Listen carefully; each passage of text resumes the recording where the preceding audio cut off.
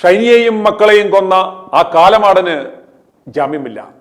അടിത്തറയിളകി ജ്ഞാനായ സഭ.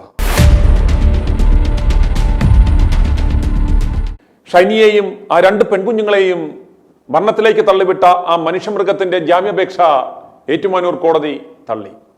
നോബി ലൂക്കോസിന് ജാമ്യം നൽകിയാൽ തെളിവുകൾ നശിപ്പിക്കുമെന്നും കേസ് അട്ടിമറിക്കുമെന്നും ജാമ്യാപേക്ഷയെ എതിർത്തുകൊണ്ട് ഏറ്റുമാനൂർ SHO ഇന്നലെ കോടതിയിൽ റിപ്പോർട്ട് നൽകിയതിന്റെ അടിസ്ഥാനത്തിലാണ് കോടതി ജാമ്യാപേക്ഷ തള്ളിയത്. പ്രതിയെ 2 ദിവസത്തേക്ക് പോലീസ് കസ്റ്റഡിയിൽ ആവശ്യപ്പെട്ടതിനെ തുടർന്ന് നോബിയെ 2 ദിവസത്തേക്ക് പോലീസ് കസ്റ്റഡിയിൽ വാങ്ങി. അബയുടെ കൊലപാതകം നടന്നപ്പോഴും സെഫി കൃത്രിമ കന്യാചർമ്മം വെച്ച് പിടിപ്പിച്ചപ്പോഴും കാരിത്താസ് ഡയറക്ടർ പട്ടാപ്പകൽ സെയിന്റ് റമി അടിച്ച് വണ്ടി ഓടിച്ച് അപകടമുണ്ടാക്കിയപ്പോഴും ചൂതാട്ടത്തിന് പോയി വൈദികന്റെ പണം പോയപ്പോഴും ഒക്കെ സഭാസ്നേഹം മൂത്ത് ആത്മസംയമനം പാലിച്ച ജ്ഞാനായ സഭാ വിശ്വാസികൾ ഷൈനിയുടെ മരണത്തിൽ സഭയുടെ ഗുരുതരമായ അനാസ്ഥയും പങ്കും മനസ്സിലാക്കി അവർ പ്രതിഷേധം ശക്തമാക്കുകയാണ്. പിതാവേ പിതാവേ എന്ന് തികച്ചു വിളിക്കാത്ത വിശ്വാസികൾ വിളിക്കുന്ന ആ മുദ്രാവാക്യം കേൾക്കുക. മൂലക്കാട മൂരാച്ചി മൂലം വിട്ട് മുടിക്കരുത് ഞങ്ങളുടെ ഓമന പൂർവികരെ സംരക്ഷിച്ചൊരു പ്രസ്ഥാനം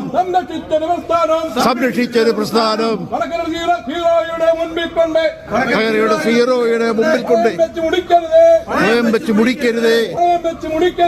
പടയം വെച്ച് മുടിക്കരുത് പിടിക്കാൻ ഞങ്ങൾ സമ്മതിക്കുകയില്ല. ഓർത്ത് കളിച്ചു സൂക്ഷിച്ചു മൂലക്കാട മൂരാച്ചി നീണ്ടൂരിന്റെ പ്രശ്നം തീർക്കാൻ പദ്ധതിയുണ്ടോ പണിയുണ്ടോ നീണ്ടൂരിന്റെ പ്രശ്നം തീർക്കാൻ പദ്ധതിയുണ്ടോ പണിയുണ്ടോ നീണ്ടൂരിൽ നിന്നും പോണ്ട വെട്ടിക്കാട മൂരാച്ചി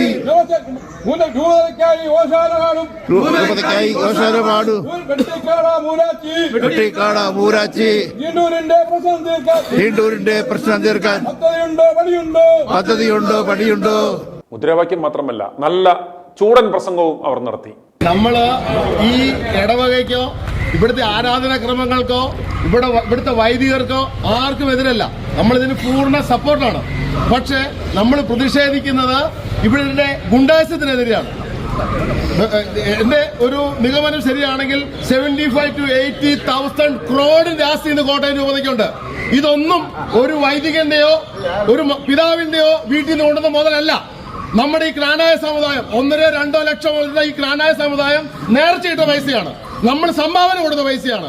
അതിന്റെ മേളിലിരുന്നാണ് ഇവര് നമ്മുടെ മേൽ ഗുണ്ടായസം കാണിക്കുന്നത്.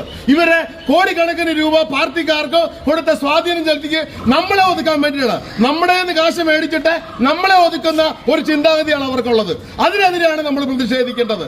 അതോടൊപ്പം തന്നെ ഇവിടെ അവരുടെ ആത്മാവിനെ സംരക്ഷിക്കുക, അവരുടെ ആവശ്യങ്ങൾ നോക്കുക എന്നുള്ളതല്ല അവരുടെ അജണ്ട. അവരുടെ അജണ്ട ക്രിമിനലായിട്ടുള്ള വൈദികരെ സംരക്ഷിക്കുക എന്നുള്ളതാണ്. ഏതാണ്ട് 500 കോടി രൂപയോളം അഭയാകാശത്തിന് ഇവർ ചെലവാക്കി. ഇത് ആരുടെ പൈസയാ? നമ്മുടെ പൈസയാ. നമ്മൾ ഓരോരുത്തരുടെയും പൈസയാണ്. ഇവിടെ സെന്റ് റമ്മി അടിച്ചിട്ട് ഒരു വൈദികൻ കൊണ്ട് ട്രാൻസ്ഫോമർ ഇടിച്ച് തെറിപ്പിച്ചു. KSEBക്ക് 10 ലക്ഷം രൂപ കൊടുത്ത് ആ കേസ് ഒതുക്കി. ഇത് ആരുടെ പൈസയാ? മൂലക്കാട്ട് പിതാവിന്റെ വീട്ടിൽ നിന്ന് കൊടുത്ത പൈസയാണോ? അല്ല. ഇപ്പോൾ ഒരു അഭയ കേസിൽ ഒരു സിസ്റ്റർ മരിച്ചു. ഈ സിസ്റ്റർ മരിച്ചപ്പോ ഈ ബാസ് അവളുടെ കെട്ടിവന്റെ അനിയൻ അച്ഛനെ ഓസ്ട്രേലിയയിൽ നിന്ന് കൊണ്ടുവന്നിട്ടുണ്ട്. അങ്ങനെ ഇപ്പം മിനിഞ്ഞാന്ന് വന്നിട്ടുണ്ട്. അങ്ങനെ നമ്മുടെ തിരുഹൃദയത്തെ കുന്നൽ ഇരിപ്പുണ്ട്. ലോകം ഊരിട്ട് അവിടെ ഇരിക്കുക. തിരുഹൃദയ കുന്നല് പുള്ളിനെ സംരക്ഷിക്കും. 1.5 കോടി രൂപ നോട്ടറിട്ടിപ്പ് കൊടുത്ത വൈദികനെ ഇവർ സംരക്ഷിക്കും. എല്ലാവരെയും സംരക്ഷിക്കും. ഞാൻ നിങ്ങളോട് ഒരു കാര്യം പറയട്ടെ. ഇത്രയും ആസ്തിയുള്ള ഈ കോട്ടയം രൂപത ഈ കൊറോണ വന്നപ്പോൾ ഒരു ഇടവകയില് അന്നന്ന് ജോലി ജീവിക്കുന്ന എത്രയോ പാവങ്ങൾ പട്ടിണിയായി. ആർക്കെങ്കിലും 1 രൂപ കൊടുത്തോ? ഇവര് 1 രൂപ കൊടുത്തോ? ഇവർ ഒരു ഇടവയ്ക്ക് ഒരു പള്ളിക്ക് 1 ലക്ഷം രൂപ വെച്ച് കൊടുത്താൽ 140 പള്ളിക്ക് 1.4 കോടി രൂപ അല്ലേ ഉള്ളൂ. ഇവർ 1 രൂപ കൊടുത്തില്ലല്ലോ. അന്നും ഇവർ നമ്മളെ പിരിക്കാനാണ് നോക്കിയത്. അപ്പൊ ഇവർക്ക് മണി മേക്കിംഗ് പോളിസിയാണ് ഇവരുടെ.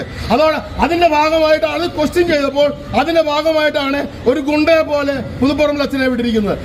ആൾക്കാർ പറയും ഇവിടെ വന്നപ്പോഴേ പ്രശ്നമുള്ളൂ. ഇതിനു മുമ്പ് ഇരുന്ന എല്ലാ ഇടവകയിലും പുതുപ്പറമ്പിൽ അച്ഛന്റെ പ്രശ്നക്കാരനായിരുന്നു. എല്ലാ ഇടവകയിലും അദ്ദേഹത്തെ ഇവിടെ കൊണ്ടുവന്നു. ഇവിടെ ഒരു പള്ളി എന്ന് പറഞ്ഞാൽ അവിടുത്തെ പൊതുയോഗമാണ് ഫൈനൽ തീരുമാനം എടുക്കുന്നത്. ഇവിടുത്തെ പൊതുയോഗം എടുക്കുന്ന തീരുമാനങ്ങൾ പിറ്റേ ദിവസം നേരം വെളുക്കുമ്പോൾ അതേ വലിച്ചൊരു ദൂരങ്ങളെയാ. പൊതുയോഗത്തിന് ഒരു വിലയില്ല.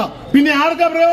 ഈ പള്ളിയും ഇവിടുത്തെ ജംഗമ വസ്തുക്കളും നമ്മുടെ പൂർവികരും നമ്മളും ഉണ്ടാക്കിയിട്ടിരിക്കുന്ന ഒരു വൈദികന്റെയോ ഒരു പൊതുപ്പുറപ്പിന്റെയോ ഒരു മൂലക്കാടിന്റെ വീട്ടിൽ നിന്ന് കൊണ്ടുവന്ന സാധനമല്ല. ഇതിന് നമ്മളാണ് ഇതിന് അവകാശികള്. നമ്മളെ ഇവര് കയറിയിരുന്ന് ഭരിക്കുവാണ്. ഇപ്പൊ ബഹുമാനപ്പെട്ട ജെയിംസ് പറഞ്ഞു ഇവിടെ കൈപിടിച്ചിരുന്നു. മിനിഞ്ഞാന്ന് ഇവര് ഈ കൊടുത്ത നമ്മൾ എത്ര മെമ്മോറാണ്ടം കൊടുത്തു, ഒരു മെമ്മോറാണ്ടത്തിന് റിപ്ലൈ ഇല്ല. അവര് ഗുണ്ടായിസം. ഞങ്ങൾ റിപ്ലൈ തരികയല്ല, നീ എന്നെ പുല്ലെന്ന് കാണിക്കുന്നുള്ള ഒരു ഗുണ്ടായിസമാണ് അവർ കാണിക്കുന്നത്. അതിനെപ്പറ്റി ചോദിക്കാൻ ചെന്നപ്പോൾ പറഞ്ഞു ഒരു വൈദ്യന് കൈ പിടിച്ച് തിരിച്ചെന്ന്. എവിടെ തിരിച്ചു? ആ സഹോദരൻ ചെയ്തത് ആ പാത്രത്തിൽ നിന്ന് ചാര എടുത്ത് അവൻ തന്നെ കുരിശ് വരച്ചു. ഇത്ര ചെയ്തിട്ടുള്ളൂ. പക്ഷേ അരമനയിൽ എത്തിയിരിക്കുന്നത് കുരിശ് വരയ്ക്കാൻ നിന്ന അന്ന് മുഖ്യ കാർമ്മികനായിരുന്ന അച്ഛന്റെ കൈ പിടിച്ച് തിരിച്ചെന്ന.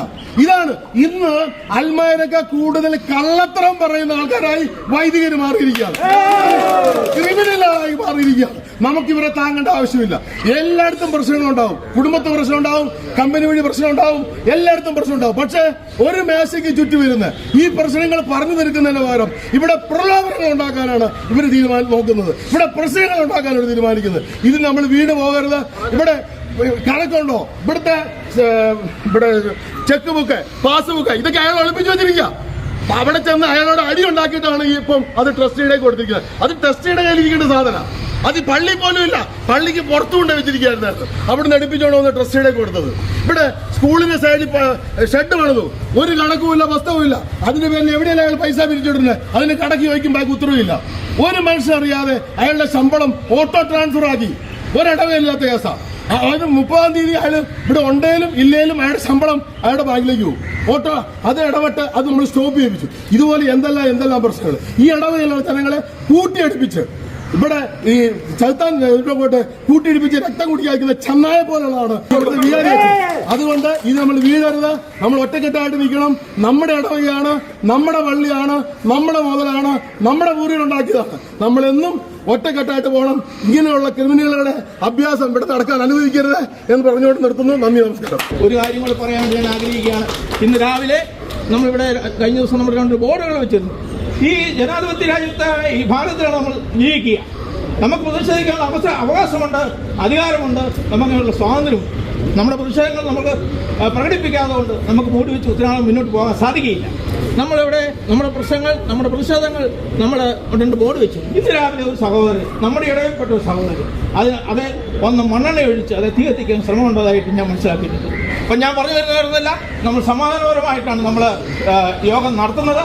ഈ യോഗം അതുപോലെ പറയാം എന്തായാലും പറയേണ്ടത്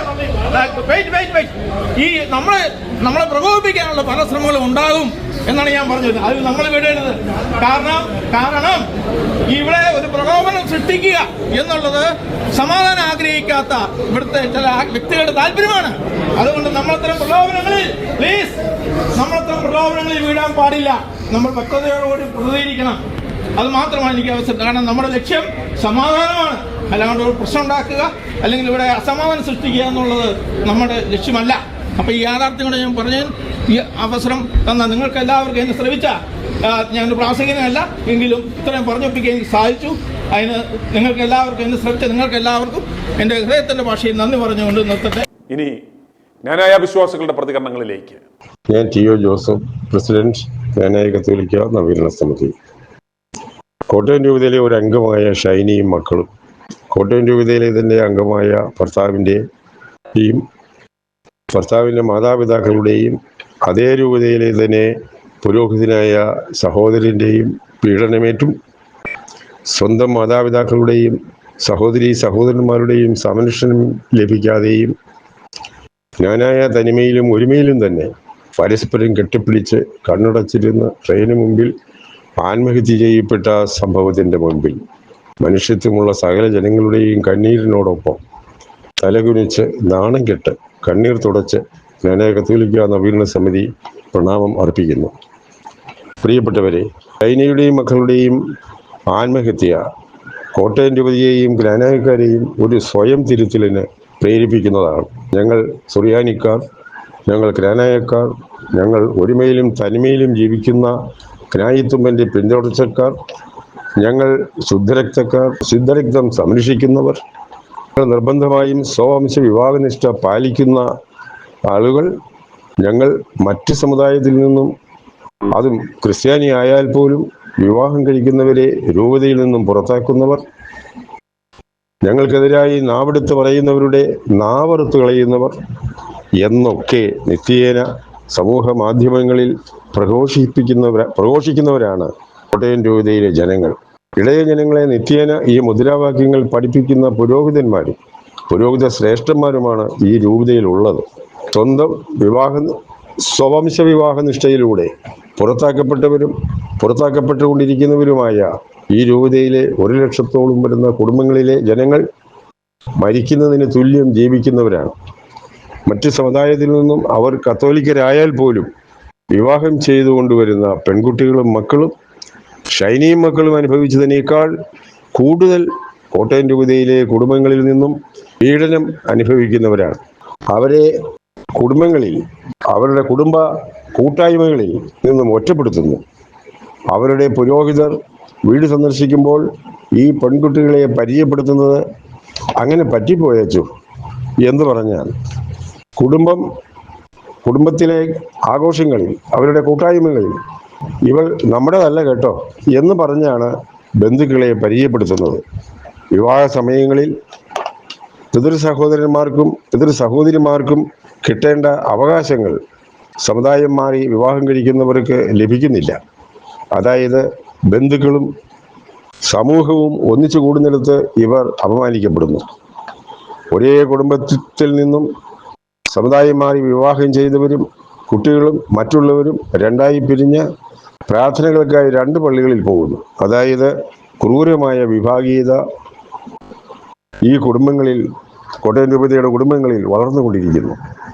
മരിച്ചു കഴിഞ്ഞാൽ സ്വന്തം മാതാപിതാക്കളുടെ കുടുംബ കല്ലറകളിൽ അടക്കം ചെയ്യുവാൻ സാധിക്കുന്നില്ല.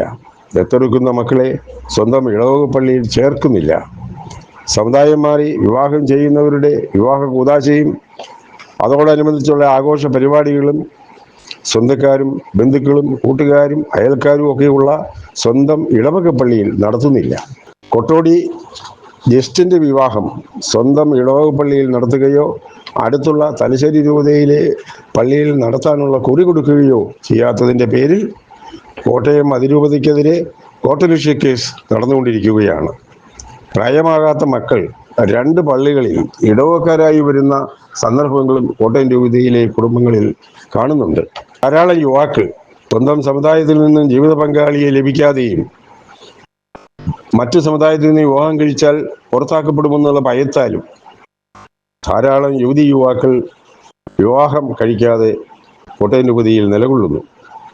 ഇപ്രകാരം ഞാൻ ആദ്യം സൂചിപ്പിച്ചതുപോലെ പീഡനം സഹിച്ചും നാണം കെട്ടും ഒറ്റപ്പെട്ടും അപമാനിക്കപ്പെട്ടും മരിക്കുന്നതിന് തുല്യം ജീവിക്കുന്ന 1 ലക്ഷത്തോളം കുടുംബങ്ങൾ കോട്ടയം രൂപതയിലുണ്ട്. ഇത് ഇന്ത്യൻ ഭരണഘടനയുടെ ലംഘനമാണ്. മനുഷ്യ അവകാശങ്ങൾക്കെതിരാണ്.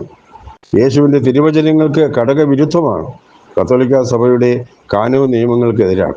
പ്രിയമുള്ളവരെ, ആചാരങ്ങളെ ആരും എതിർക്കുന്നില്ല. പക്ഷേ ഒരാചാരവും മനുഷ്യത്വത്തിന് എതിരാകരുത്, സംസ്കാര ശൂന്യമാകരുത്.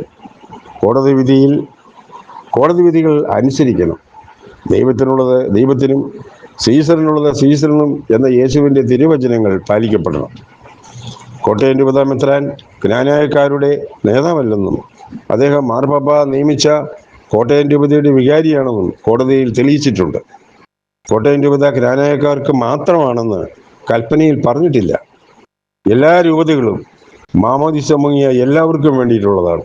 അതിനാൽ കോട്ടയം രൂപതാ മെത്രാൻ കത്തോലിക്ക സഭയുടെ നിയമങ്ങളും സീറോ മലബാർ റീത്തിൽപ്പെട്ടതായതുകൊണ്ട് സീറോ മലബാർ സഭയുടെ നിയമങ്ങളും പാലിക്കുവാൻ കടപ്പെട്ടിരിക്കുന്നു.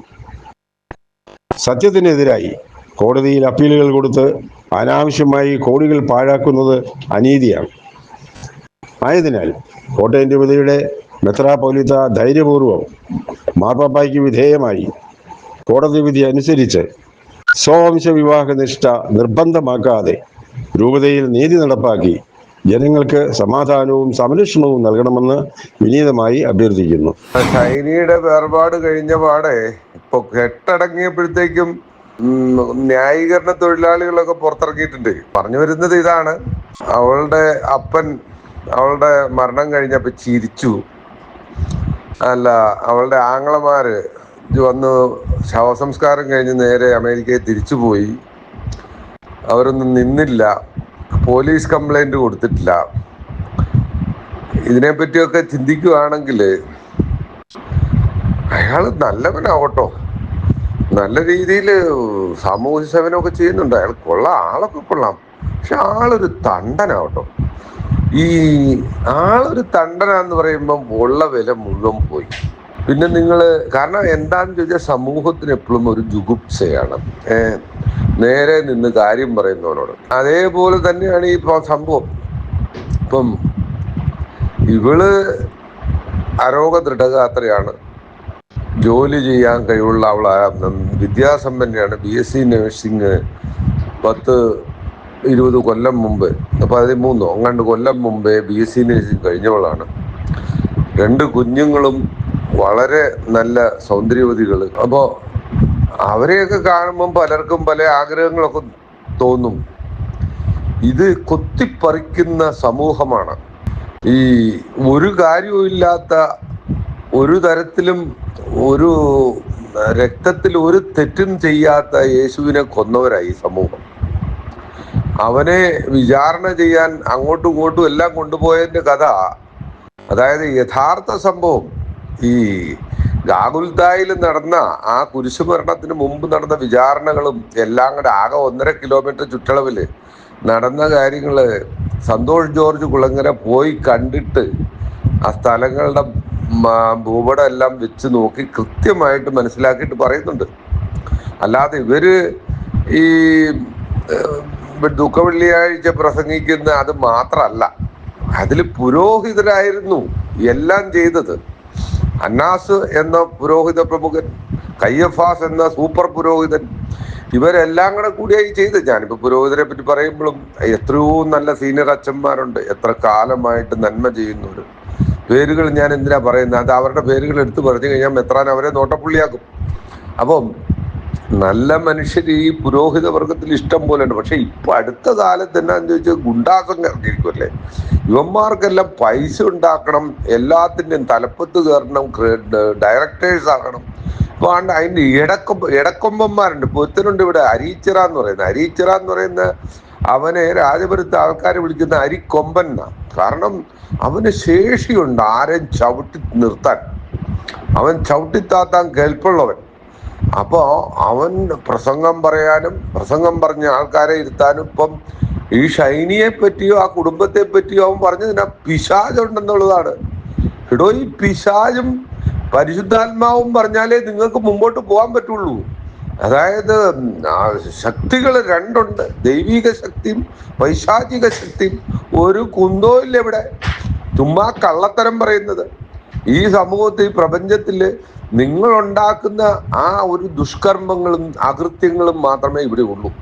അപ്പം ഇവിടെ അരിക്കൊമ്പന്മാരുണ്ട്, മറ്റേ പുതുപ്പറമ്പന്മാരുണ്ട്.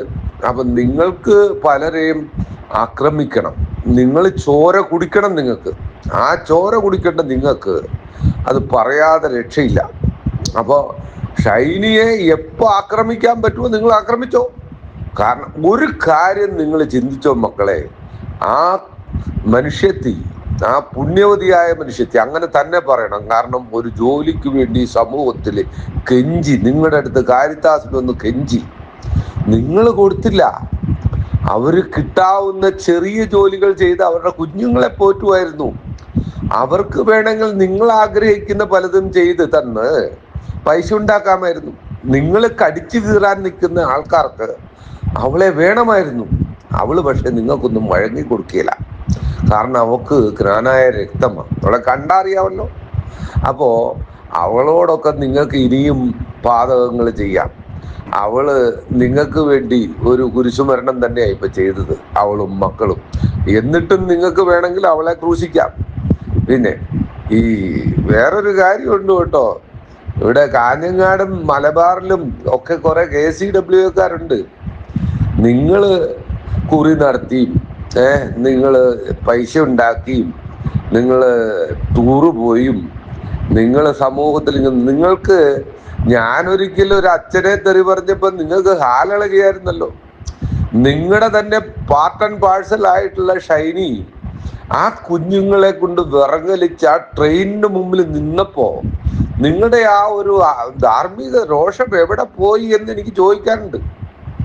നിങ്ങൾ എവിടെയുണ്ട്? എവിടെയാണ് KCWക്കാരെ? നാണമുണ്ടോ നിങ്ങൾക്ക്?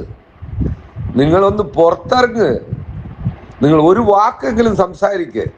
ഇതേ കാര്യം നിങ്ങൾക്കും സംഭവിക്കാം. ഈ കാര്യം നിങ്ങൾക്ക് സംഭവിക്കാൻ മേലായ്മയില്ല. അപ്പം ഈ പറഞ്ഞ ഏതായാലും അരിക്കൊമ്പൻ അടുത്ത കാലത്ത് വലിയൊരു സമ്മേളനം നടത്താൻ വേണ്ടി ഇറക്കി പുറപ്പെട്ടായിരുന്നു. അത് ഫ്ലോപ്പായി പോയി. അവസാനം അരിക്കൊമ്പന്റെ കോളറെ പിടിച്ച് തള്ളി ജനങ്ങള്. അപ്പൊ അതിന്റെ കാര്യം ഞാൻ അടുത്തോടെ പറയാം. ഇപ്പൊ അരിക്കൊമ്പനും മറ്റവനും ഒക്കെ ഉണ്ടല്ലോ, കൊറോണ പ്രസിഡന്റും ഒക്കെ കൂടെ ഏതായാലും ആക്കി ഇതെല്ലാം കൂടെ ഒരു ഊക്കിപ്പോയ പോലെ ആയി. ഏതായാലും നിങ്ങൾ നോക്ക്, ഏതായാലും നിങ്ങൾക്കൊക്കെ കിട്ടേണ്ടത് കിട്ടി. നിങ്ങൾ ആ സമ്മേളനം നടത്തിയത് നിങ്ങൾക്ക് തന്നെ ഭാര്യയായി എന്നാണല്ലോ ഇപ്പൊ ഞാൻ മനസ്സിലാക്കുന്നത്. ഏതായാലും കൊള്ളാം.